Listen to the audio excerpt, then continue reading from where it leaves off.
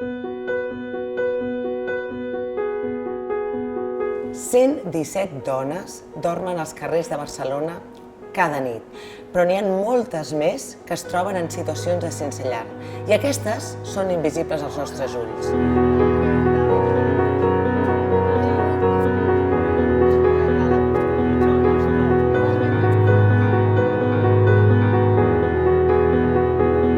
Yo creo que a nivel institucional hay que dar una mirada de género.